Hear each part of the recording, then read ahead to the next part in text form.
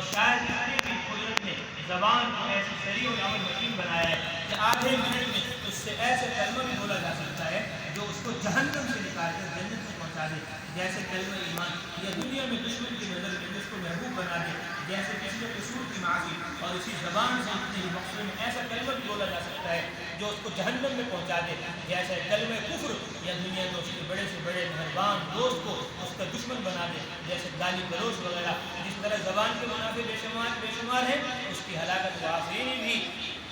اسی اندازے کی ہے، گویا ایک تلوار ہے جو دشمن پر بھی چل سکتی ہے اور خود اپنا گلا بھی کاٹ سکتی ہے۔ اس لیے اللہ تعالیٰ شان نے اس تلوار کو دو ہونٹوں کے غلاف میں چھپا کر عطا فرمایا، اور اس جگہ ہونٹوں کا ذکر کرنا اس طرف اشارہ ہو سکتا ہے کہ جس مالک نے انسان کو زبان دی، اس نے اس کو روکنے بند کرنے کے لیے ہونٹ بھی دیے، اس لیے اس کے استعمال میں سوچ سمجھ سے کام لے، بے موقع اس کو ہونٹوں کے میان سے نہ نکالو۔ تیسری چیز دو راستوں کی ہدایت ہے، یعنی اللہ تعالیٰ نے انسان کو خیر و شر اور بھلے اور برے کی پہچان کی استعداد اور مادہ خود اس کے وجود میں رکھ دیا ہے، جیسا کہ قرآن کریم نے فرمایا فَأَلْهَمَهَا فُجُورَهَا وَتَقْوَاهَا، یعنی نفس انسانی کے اندر اللہ تعالیٰ نے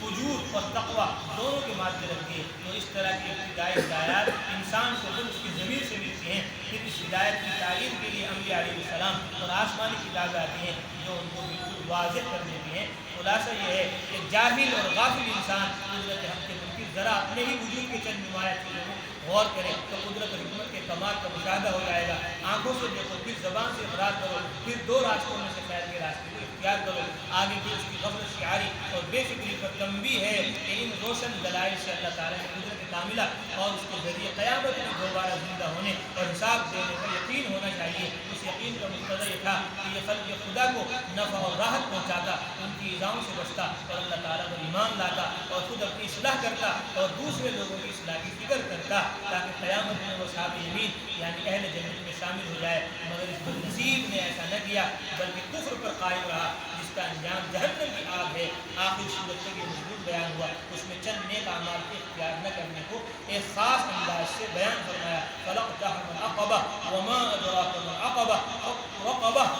عقبہ پہاڑ کی بڑی چٹان کو بھی کہتے ہیں، اور دو پہاڑوں کے درمیانی راستے کو یعنی گھاٹی کو بھی، اور دشمن سے نجات حاصل کرنے میں یہ عقبہ انسان کی مدد کرتا ہے کہ پہاڑ کے اوپر چڑھ کر دشمن سے اپنے کو بچا لے، یا پھر گھاٹی میں داخل ہو کر یہاں سے نکل جائے۔ اس جگہ طاعات و عبادات کو ایک عقبہ سے گھاٹی سے تعبیر فرمایا کہ جس طرح عقبہ گھاٹی دشمن سے نجات دلانے کا سبب ہوتا ہے، اعمال صالحہ آخرت کے عذاب سے نجات کا ذریعہ بنتے ہیں۔ پھر ان اعمال صالحہ میں پہلے فک رقبہ فرمایا، یعنی کسی غلام کو آزاد کرنا، بہت بڑی عبادت اور ایک انسان کی زندگی کو بنا دینا ہے۔ دوسری چیز اور اطعام بیان فرمائے کہ بھوکے کو کھانا کھلانا بہت بڑا ثواب ہے، اور کھانا کھلانا کسی کو بھی ثواب سے خالی نہیں، مگر بعض کو کھلانا بہت بڑا ثواب بن جاتا ہے۔ اس لیے اس بڑے ثواب کے حاصل کرنے کے لیے فرمایا یتیمن لا مقربہ اور مسکینن لا مقربہ، یعنی خصوصاً جب کھانا کسی ایسے یتیم کو کھلایا جائے جس کے ساتھ تمہاری قرابت اور رشتہ داری بھی ہے تو اس میں دوہرا ثواب ہو گیا، ایک بھوکے کا پیٹ بھرنا، دوسرے رشتہ دار کی صلہ رحمی اور اس کا حق ادا کرنا۔ فی یوم ذی مسغبہ، یعنی بالخصوص ایسے دن میں اس کو کھانا کھلانا جس میں وہ بھوکا ہو اور بھی زیادہ مزید ثواب ہے۔ اسی طرح یتیم رشتہ دار نہ ہو تو ایسا مسکین ہو جس کی مسکنت نے اس کو خاک نشین بنا رکھا ہے، مراد بہت زیادہ مفلس کو محتاج ہے، اور جس پر خرچ کیا جائے وہ جتنا زیادہ محتاج ہوگا اتنا ہی خرچ کرنے والے کا ثواب بڑھے گا۔ ایمان کا تقاضا ہے کہ انسان صرف اپنی نیکی پر اکتفا نہ کرے، سنو دھیان سے، ایمان کا تقاضا ہے کہ انسان صرف اپنی نیکی پر اکتفا نہ کرے، دوسروں کو بھی نیکی کی ہدایت کرتا رہے، دوسروں کو بھی نیکی کی ہدایت کرتا رہے۔ ثم كان من الذين آمنوا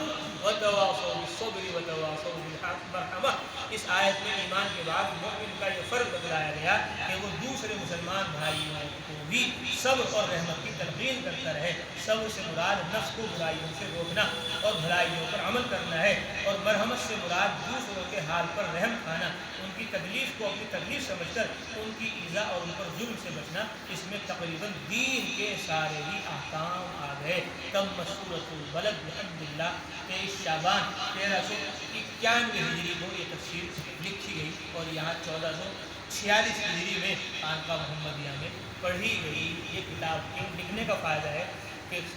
سالوں پہلے کتاب لکھی گئی اور لکھنے والے دنیا سے چلے گئے، لیکن پڑھنے والے یہاں اس سے نفع اٹھا رہے ہیں، پڑھنے والے بھی اور سننے